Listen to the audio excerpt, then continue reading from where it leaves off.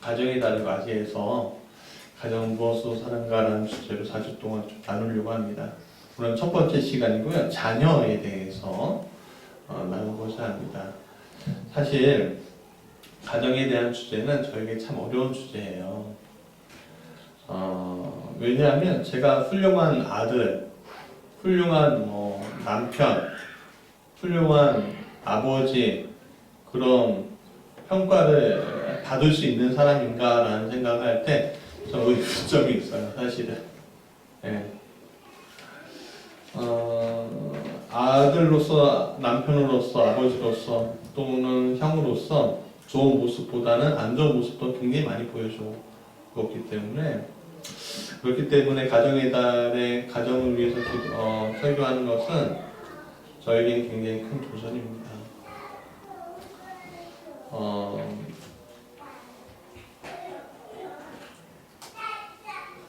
그렇기 때문에 그러나 설교라는 것이 제가 하는 게 아니잖아요. 제가 잘나서 설교하는 게 아니라 하나님이 주신 말씀이기에 저 또한 그런 인간상이 되기 위해서 오늘 말씀을 좀 준비했습니다. 첫 번째 시간은 자녀에 대한 이야기고요. 제목은 악에게 지지 말고 선으로 이기게 하라라는 로마서 12장 21절 말씀을 같이 좀 나누고자 합니다. 여러분, 자녀를 이렇게 키워라 라는 수많은 책들이 있죠. 부모 교육, 자녀 교육 이런 식으로 해서 그 수많은 책들의 많은 내용은 자녀들을 이렇게 키우면 세상에 자랑할 수 있는 자녀가 된다, 아니면 자랑할 수 있는 자녀가 되었다, 될 것이다 라는 바램들로 가득 차 있는 것을 쓴 책들이 많습니다.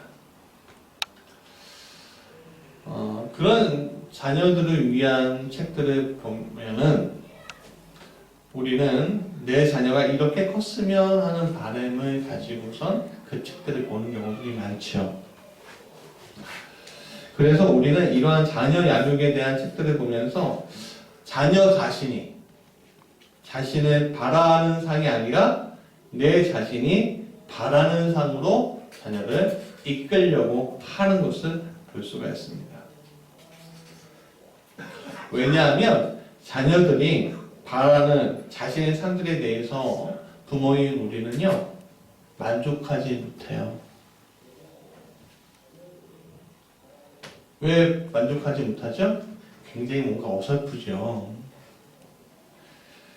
그리고 세상에서 승리하지 못할 것 같이 보여집니다. 그리고 우리가 가지고 있는 가치관과 우리가 가지고 있는 생각들 안에 보면 저거는 실제로 돈도 많이 못 벌고 성공도 못할 것이고 우리가 자랑하는 자녀가 못 될 것이야 라는 생각을 하게 됩니다.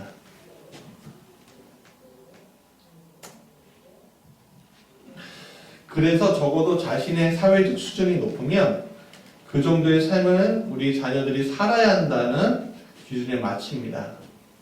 때로는 더 높은 것을 원하기도 합니다. 의사 집안, 법조계 집안, 기업가 집안, 교육가 집안, 공무원 집안, 음악가 집안, 목회자 집안 등 이루면서 사람들은 살아가죠. 이런 것들 좋다 나쁘다 할 수는 없을 겁니다. 왜냐하면 우리가 살아가는 방식들이 다 이런 것이기 때문에 그래요. 경쟁의 사회에서 어떻게든 아이들이, 내 자녀들이 사회적으로 올라가거나 뒤처지는 것을 우리는 바라만 볼 수 없습니다. 그러나 중요한 것은 이러한 삶을 선택하면서 우리가 놓치지 말아야 할 것들이 놓친 채 살아가는 것은 아닌가 하는 생각에 우리가 좀 이르러야 한다는 것이죠. 세상에서 성공이라는 타이틀을 가지고 살아가는 것이 중요하지만 성공이라는 타이틀을 위한 가장 중요한 가치를 놓친 채 살아간다면 그 성공은 언젠가는 다 무너지게 될 것이라는 겁니다. 많은 것이 이루어지만 많은 것은 망쳐진 인생 우리는 많이 보았습니다. 이미 많이 봤어요.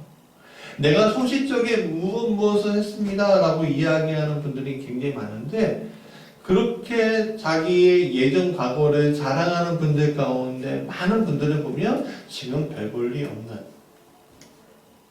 인생이라 사람들이 평가하는 경우들이 많습니다. 폄하하고자 하는 것이 아닙니다.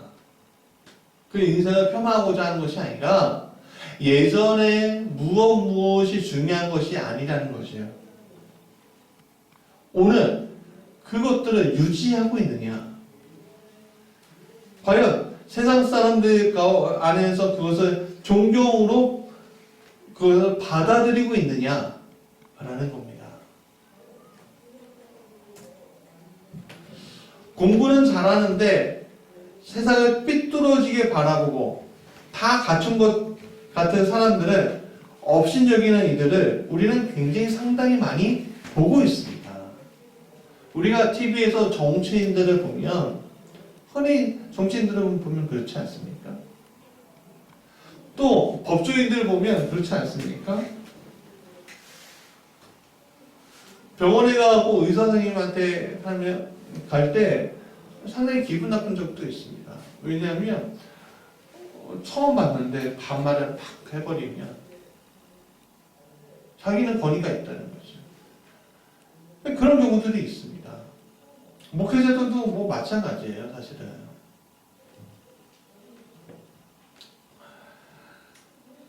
공부는 잘하고 세상적으로 성공을 했지만 인성이 삐뚤어지고, 또 이 사람을 사람을 그냥 물건 취급하는 그런 이들이 많이 있습니다. 그러나 그런 인간상들을 가지고 있는 사람들을 보면 지금 자기는 상관없을지 몰라도요, 인생의 결정적인 순간에 모든 것을 망쳐버릴 수 있음을 우리는 인지해야 합니다. 얼마 전에 국회의원 선거할 때 여러분 예전에 조그만 문제를 다 들춰고 얘는 안 된다 하는 경우가 얼마나 많았습니까? 어떤 부모들은 자녀들을 평가하는 부모가 있습니다. 특별히 그냥 우리 목회자들 얘기를 하고자 합니다. 왜냐하면 우리 세계를 제가 잘 아니까. 목회자 자녀들은 평소에 많은 부담을 가지고 살게 됩니다. 왜냐하면 늘 성도들이나 다른 누군가에게 평가받는 자리에 어쩔 수 없이 서기 때문입니다. 또 그것이 목회 사역을 굉장히 중요한 목회 사역에 굉장히 중요한 역할을 또 하게 돼요. 그래서 우리 아이들이 좋은 대학교 갔다, 유학 갔다, 좋은 직장 얻었다 하는 것들은 되게 자랑을 해요. 그걸로 축복받았다고 이야기합니다. 그 사람들은요, 그것을 굉장히 부러워합니다. 저 목사님처럼 되면 우리 자녀가 저게 복되겠지. 그래요. 그런데 어떨 때는 자녀가 세상에 자랑할 만한 자녀가 아닌 경우들이 있습니다. 얼마 전에 어떤 성도님이 저에게 그런 얘기를 한 적이 있는데, 자기 동창 하나가 오토바이 배달하다가 다쳤대요. 그러니까 병원에 문병하려고 하는데 어머니가 거절했다는 거예요. 왜 거절했냐면은 그 어머니가 사모님이에요. 그러니까 그렇게 부끄러운 거예요. 그냥 같은 인성을 가지고 있는 사람들인데, 어떤 이는 사회적으로 성공적인 위치에 있으니까 부러워하고, 어떤 이들은 그냥 평범하니까 그냥 부끄러워하는 그런 이들을 우리가 보게 된다는 것입니다. 그러니까 숨기는 거죠, 사실은. 그러면서 뭐라고 하는지 아십니까? 하나님의 영광을 가릴까봐 라고 얘기해요. 여러분, 하나님의 영광을 가리는 건 자녀가 잘되고 못되고가 아닙니다. 우리가 연약함이 드러나는 게 오히려 하나님의 영광을 취하시는 거예요. 그걸 통해서 하나님이 우리의 고백을 받으시니까. 근데 우리는 세상적으로 성공해야지만 하나님의 영광을 돌린다고 생각한다는 거예요. 그 기준을 자녀에게 그냥 들이대는 거죠.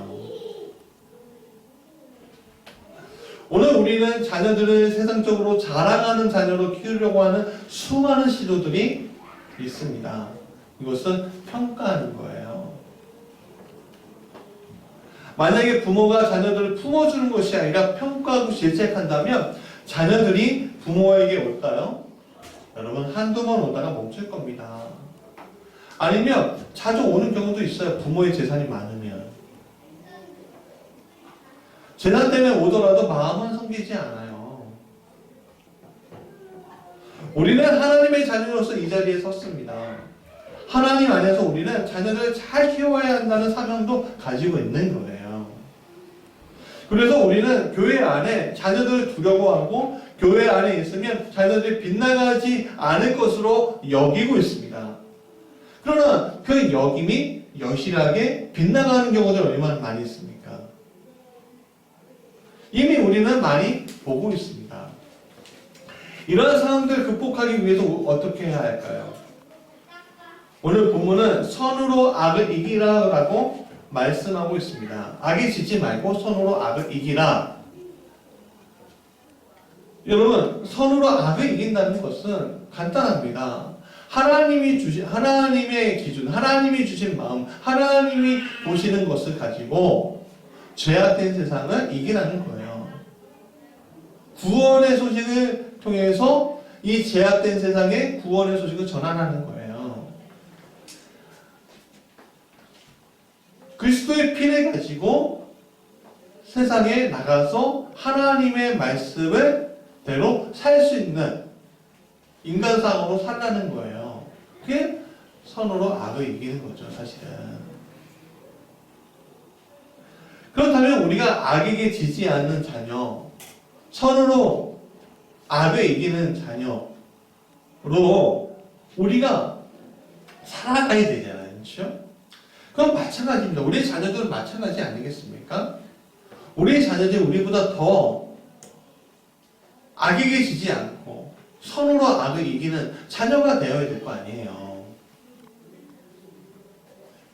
좀 같이 알아보려고 하는데, 그럼 그렇게 하려면 어떻게 해야 될까? 첫 번째, 같이 읽어볼까요? 시작! 긍휼을 기반으로 한 사랑을 가르쳐야 합니다.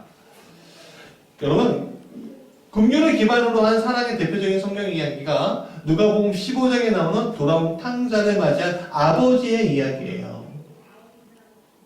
아버지는 작은 아들이 자신의 재산을 다 들고 허랑방탕하게 살고 결국에는 거짓골로 돌아왔음을 불구하고 한없는 사랑으로 작은 아들을 기다리고 또 기다리고 아들이 오자 달려가서 종의 옷이 아닌 아들의 옷을 입히고 손을 잡고 잔치를 벌였습니다. 예수님이 이 예화를 통해서 하나님 아버지의 사랑이 이만큼 크다는 것을 알려주고 있고요. 우리가 언제라도 하나님 앞에 오면 모든 것을 받아주시고 자녀의 신분이 다시 회복하게 된다라는 것을 이 비유를 통해서 알려주고 있는 겁니다. 마찬가지로 하나님 앞에 언제라도 우리를 자녀로 받아주시는 것처럼 우리는 우리 자녀들을 언제라도 돌아오면 한없는 사랑으로 한없는 마음으로 받아줄 준비가 되어 있어야 합니다. 많은 사람들이 명절에 고향으로 떠납니다. 왜 떠나죠? 바로 부모님이 계시기 때문입니다. 부모님이 안 계시면요, 고향도 안 가요. 고향은요, 부모예요. 고향은요, 부모가 있는 최취를 맞는 곳이 바로 고향이에요. 왜 그럴까요? 부모는 한없이 받아주시는 분이라서 그렇습니다. 내가 잘나서 받아주시는 걸까요? 제대로 된 가정이라면, 제대로 된 가정의 자녀고 부모라면 그 부모는요, 자녀를요, 아무 조건 없이 그냥 받아주는 겁니다. 그래서 우리는 잠깐이라도 고향으로 내려가서 부모를 만나면서 어떻게 해요? 충전을 얻고 다시 이 치열한 세상에 와서 경쟁하는 겁니다.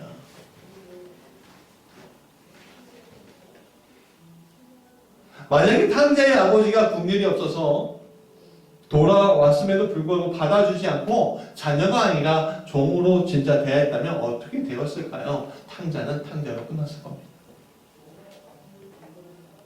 오늘 이러한 부모들이 있습니다. 잘못하면 훈육한다는 명목으로 받아주지 않고 맹렬하게 잘못을 꼬집는 이들이 있습니다. 그런 부모들은 원칙이라는 명분으로 자녀들을 대합니다. 그런 부모 밑에 자녀들이 숨을 쉴 수 있을까요? 그렇지 않겠죠. 그런 부모 밑에서 자란 자녀들에게 대부분의 경우, 많은 경우에 이 자녀들이 악의 자리에 서는 것들을 많이 보게 됩니다. 우리가 잊지 말아야 합니다. 자신의 원칙으로 자녀를 키우는 것이 아니라 여러분, 한없는 사랑으로 자녀를 대할 때 자녀들은 악에 지지 않고 살아갈 수가 있는 거예요. 그렇다면 그 한없는 사랑이 누구로부터 나와야 돼요? 부모인 나로부터 나올 수 있나요? 그 사랑이? 참 부모의 입장으로서 미안해요. 왜냐하면 사실 우리 꼬맹이들 둘을 한없는 사랑을 맨날 받아주고 싶은데 쉽지 않아요. 걔네들하고 1시간 놀아주면 너무 힘들고 제가 방전이 돼요. 야, 그만 놀자. 그만 힘들다. 네.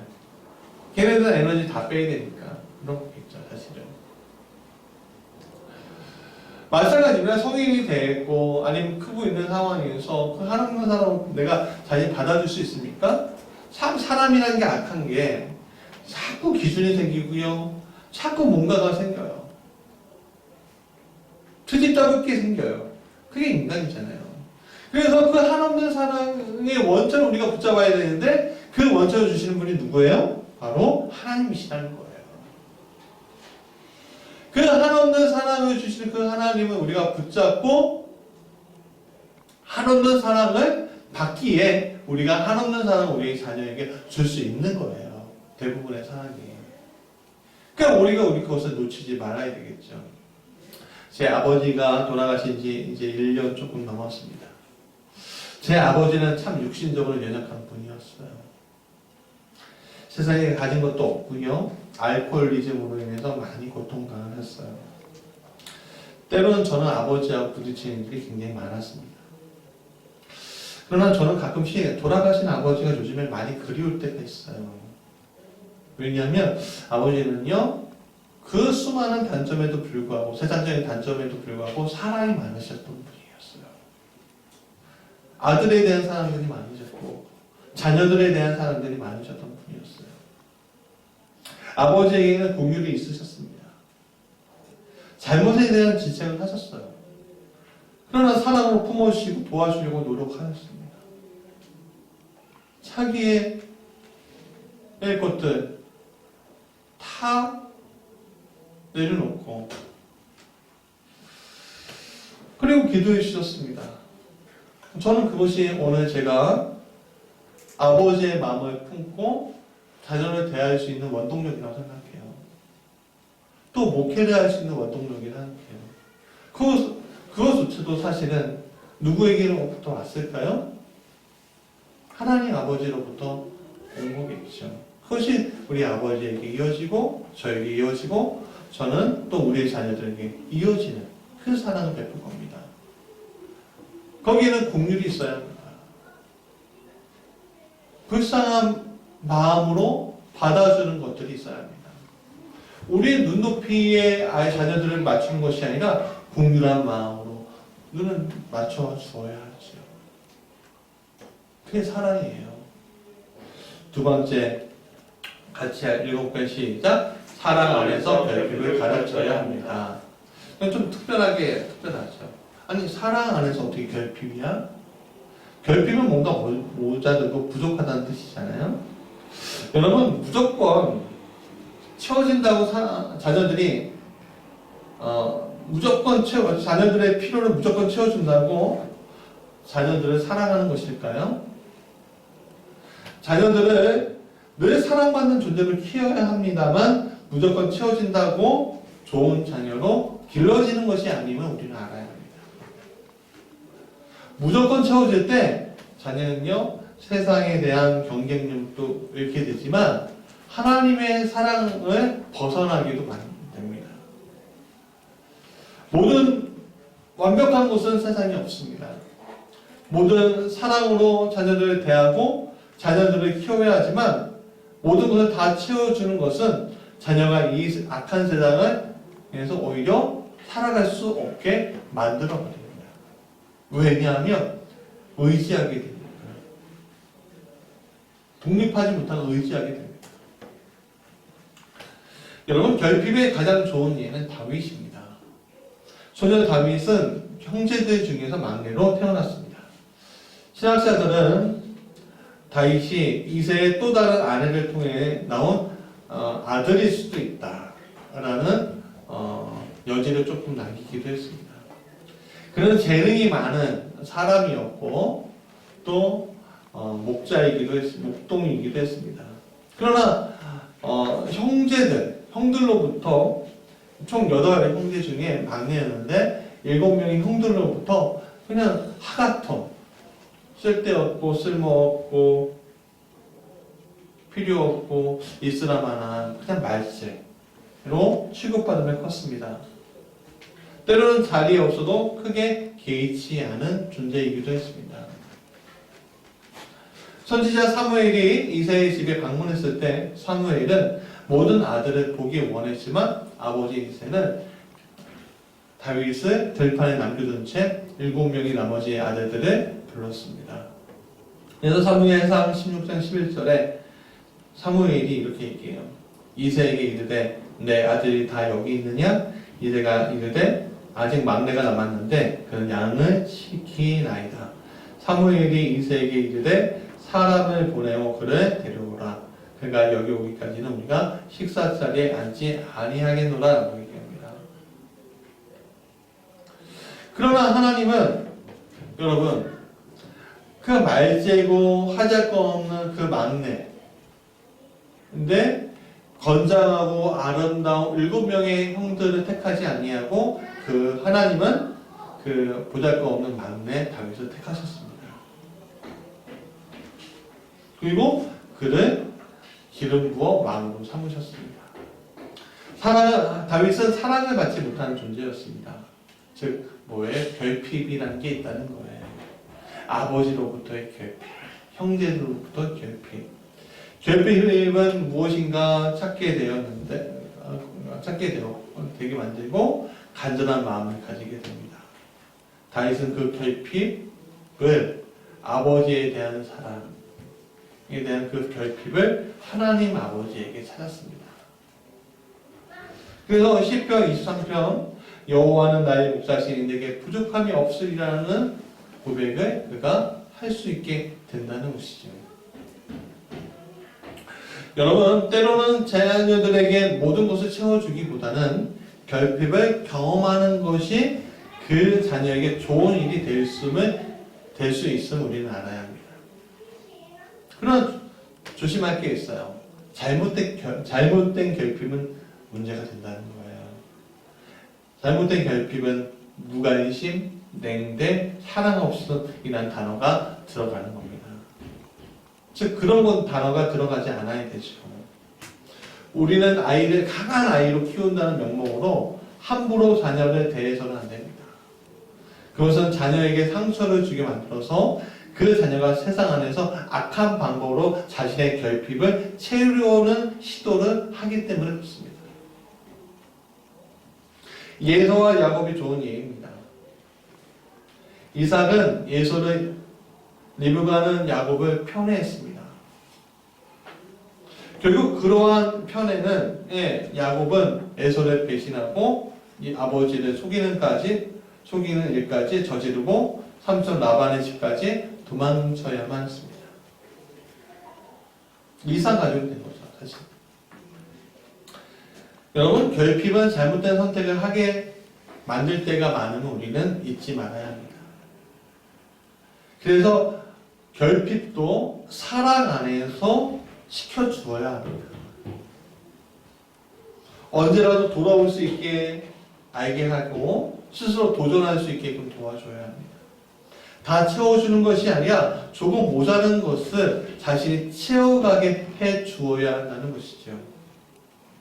무엇을 의지해서 만들어지게 하지 말고요. 자신이 가지고 있는 것의 가치를 알도록 잠시 보호막을 내려주는 것도 굉장히 중요하다는 거예요. 사실 우리가 어린 자녀들은 우리의 보호막 안에 둘 수 있습니다만 그 자녀가 크면 클수록 어떻게 돼요? 그 보호막 안에 들어갈 수가 없어요. 오늘 우리 가온이는 보호막 안에 계속 봐야 되잖아요. 한시라도 내가 어떻게 해요? 한눈을 팔 수가 없잖아요. 그렇죠? 근데 이제 우리 4살 난 강이 산이 딱 되면요. 한시라도 한눈을 팔면 이게 눈을 계속 고정시킬 수가 없어요. 못 쫓아다닙니다. 애들은. 그러다 보면 어느 날 어떤 소리가 들려요? 아! 오는 소리가 들려요. 마찬가지예요. 큰 자녀들은 크고 있는 자녀를 우리가 다 보호할 수 없어요. 그럼 보호할 수 없으면 누구한테 맡겨야 돼요? 그래요, 맞아요. 하나님한테 맡기는 거죠, 사실. 여러분 자동차 길을 갈 때 보통 내비게이션을 통해서 우리가 길을 찾습니다. 그러나 그렇게만 가면 다음에 갈 때도 똑같은 길만 반복해서 갈 수밖에 없어요. 그것은 똑같은 환경과 여건을 다 다르게 그러면 죄송해요. 환경과 여건이 다르게 될 때 그럼 어떤 결과가 일어날까요? 환경과 여건이 똑같으면 상관없는데 환경과 여건이 달라져요. 만약에 내비게이션이 멈춰요. 그럼 여건이 달라져요. 그럼 우리는 어떻게 해야 될까요? 내비게이션 멈추고 뭘 봐야 돼요? 자동차 표지판. 봐야 되겠죠. 그래서 어디로 가는지 알아야 되잖아요. 그래야지 조금이라도 돌아갈 수 있는 길이 있으면 우리는 알게 되는 거잖아요. 여러분, 가던 길 가다가 못 가게 되면 많은 사람들이 실망과 좌절과 낙심에 빠져서 어쩔 줄 모르는 경우들이 많이 있습니다. 조금 돌아가더라도 돌아갈 수 있는 길이 있음을 알아야 합니다.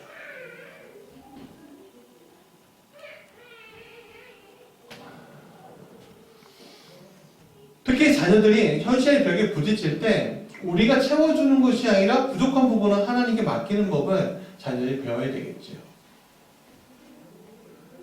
하나님께 맡기는 것은 우리의 삶을 100%로 만드는 비법입니다.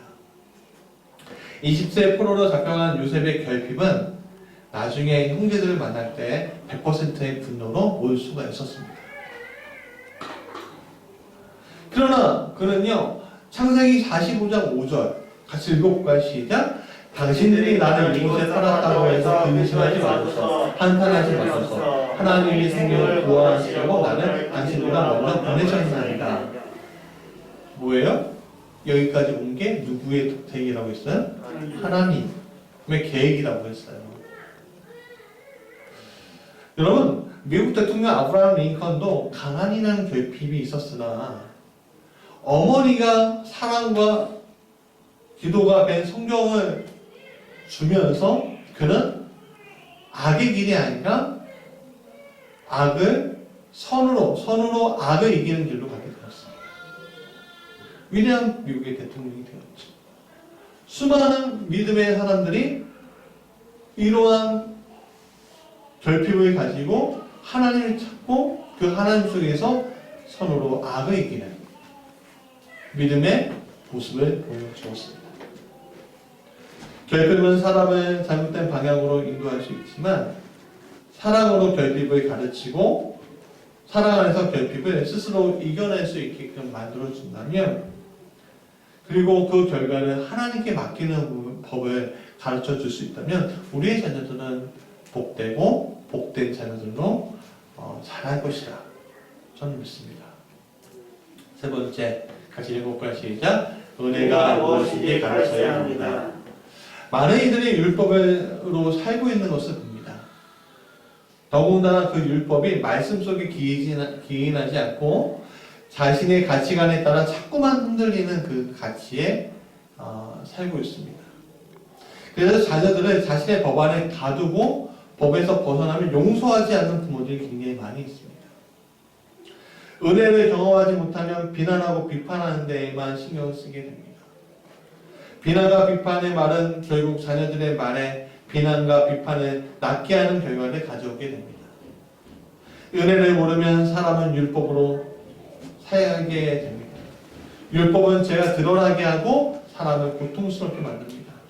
결국 그런 고통은 하나님께 거하지 않고 악에게 질질 끌려다니게 되는 결과를 보여주게 되는 것이죠. 은혜라는 단어는 모든 것을 덮어주고 용서할 때 쓰는 단어입니다.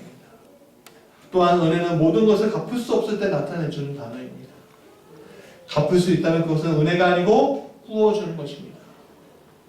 세상살이에는 내가 갚을 수 있는 것과 내가 갚을 수 없는 것이 있음을 성장한 이들은 알고 있습니다.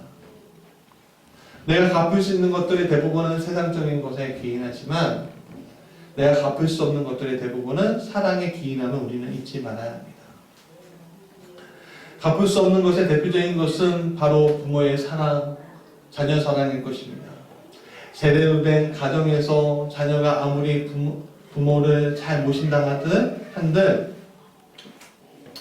자녀가 아무리 부모를 잘 모신다 한들 자녀는 부모의 사랑을 갚을 수 없습니다.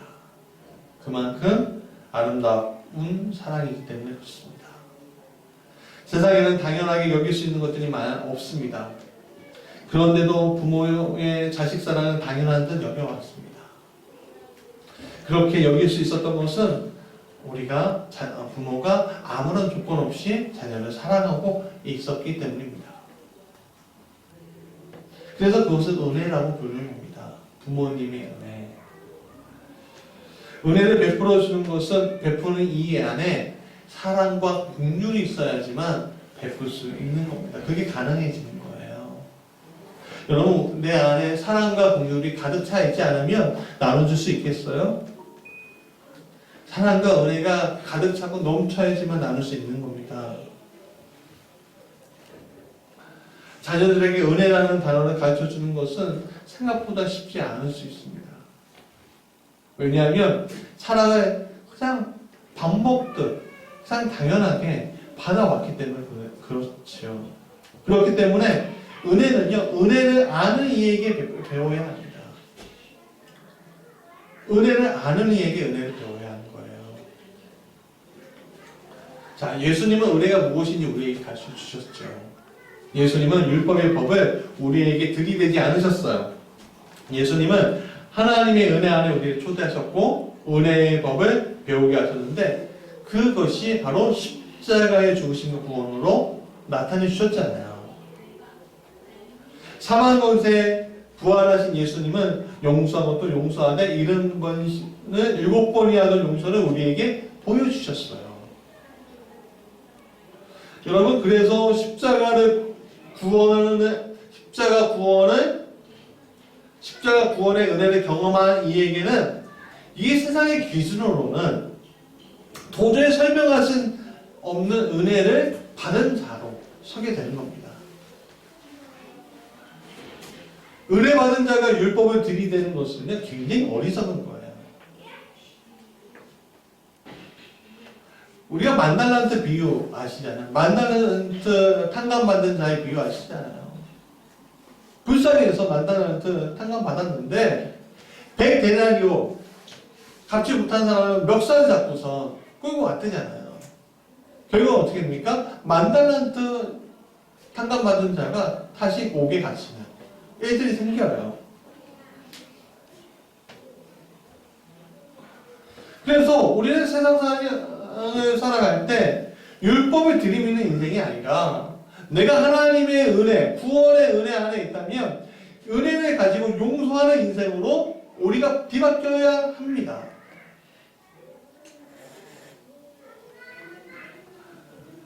그래서 은혜는 우리가 자녀에게 말로 가르치는 것이 아니라 몸으로 가르쳐야 하는데 은혜를 받은 이에게 은혜로 사는 법을 배울 수 있게끔 만들어주는 작업들, 일들을 우리가 해야 한다는 거예요.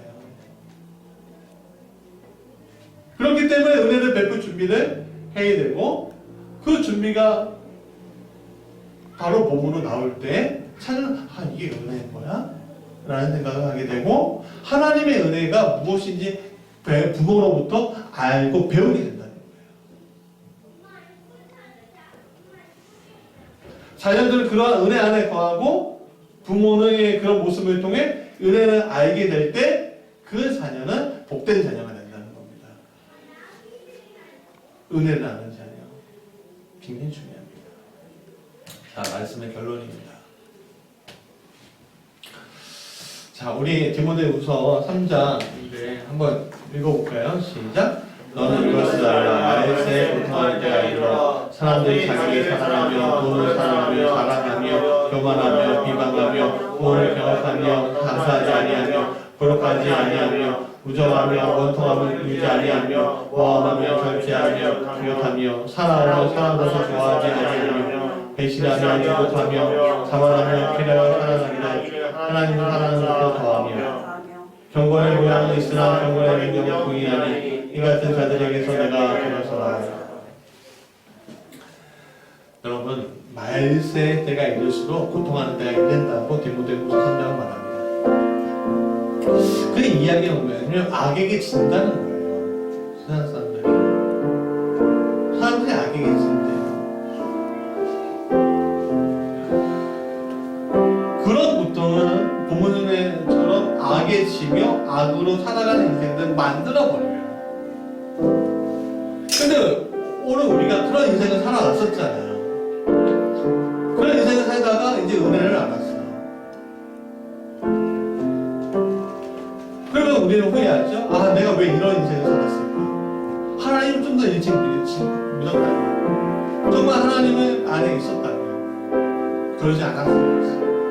근데 그것은 오늘 우리가 실패한 게 아니에요. 우리는 성공한 거예요. 왜? 그것을 알았기 때문에. 그런데 중요한 것이 있으면 내 사랑하는 자녀가 그 자리에 있어야 될 거 아니에요. 내 사랑하는 손주들이 그곳에 있어야 될 거 아니에요. 근데 문제가 뭡니까?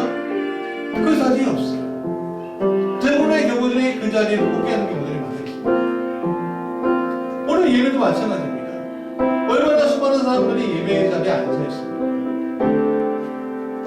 그들이 은혜를 몰라서 은혜를 아는 자는 그러지 않습니다. 은혜를 아는 자는 예배에 소홀히하지 않아요.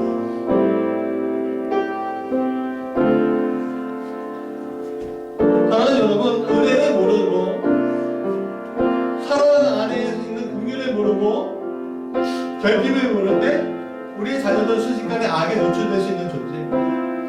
그렇게 연약한 사랑, 약한 순 같은 사람, 아이들이에요. 그러나 성경은 우리에게 악에게 지지 말고 서로 악을 이기라고 말씀하셨습니다. 서로 악을 이기기 위해서 하나님 안에서 긍휼, 사랑 안에 있는 결핍, 은혜, 그리고 은혜가 조화롭게 되어야 합니다. 우리 자녀들이 이 세상을 성공적으로 살아가는 것은 세상의 가치로 살아가는 인생이 아니라 하나님의 은혜 안에서 살아가는 인생이 진짜 성공하는 인생으로 그들이 경험되어져야 돼요. 우리가 놓치지 말아요. 아무리 끝까지 올라간들 거기서 추락하면 날개가 있겠습니까? 올라갈수록 앞에 내려가는 건 더 아파요. 더 아파요. 우리가 자녀들이 비상하기만을 말하는 것이 아니라 우리가 자녀들은 하나님 안에서 비상하게끔 만들어야 된다. 무엇으로? 내가 그것을 할 수 있을까요? 우리는 그것을 할 수 없습니다. 우리는 능력이 없기 때문에 그렇습니다. 우리는 힘이 없습니다. 날마다 부족한 게 보이거든요. 그렇기 때문에 우리는 어떻게 해야 합니까? 하나님 앞에 가야 합니다. 하나님, 제가 이렇게 부족한 사람이었습니다. 제가 이렇게 무능한 사람입니다. 내가 하나님께서 주신 이 자녀들은 내가 이렇게 귀하게 키워야 되는데, 하나님 안에서 키워야 되는데 제대로 하지 못하는 사람입니다. 그러니 주님, 나의 부족함은 탓하지 마시고 주님께서 채워주십시오. 아니, 덮어주십시오. 부족한 것은 채우시는 것이 아니에요. 덮어주시는 것이. 그게 은혜입니다. 사랑하는 여러분, 오늘 우리가 우리의 자녀들을 위해서 기도합시다. 또 우리의 자녀들은 부모를 위해서 기도해주시기 바랍니다.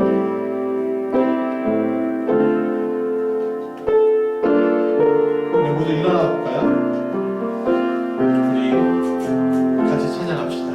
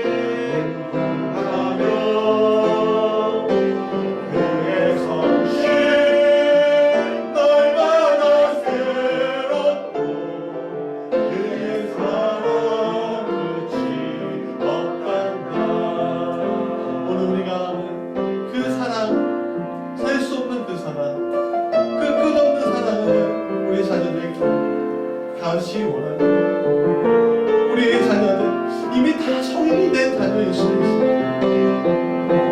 그러나 그 자녀들이 하나님 은혜 안에 있어야 되지 않겠습니까? 우리 자녀들을 위해서 기도합시다. 주님 안에 있기 원합니다. 같이 기도합시다. 사랑하여 충만하신 우리 주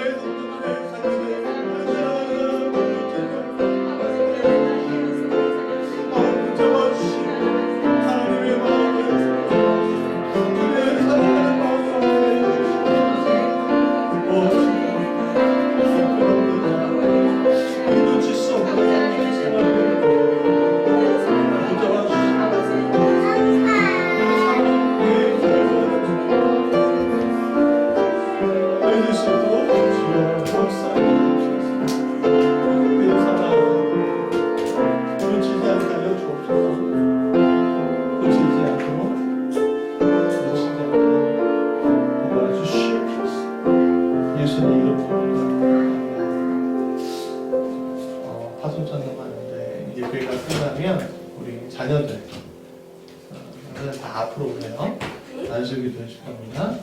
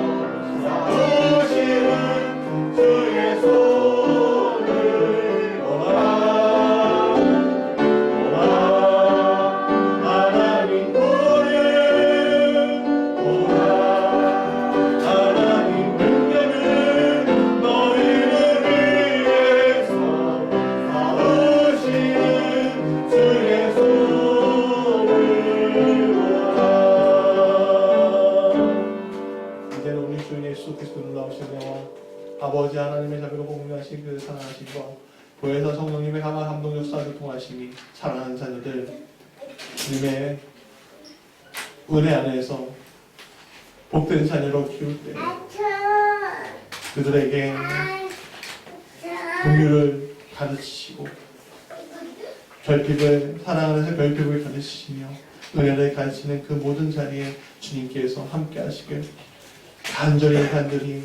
간절히 축원하옵나이다. 아멘.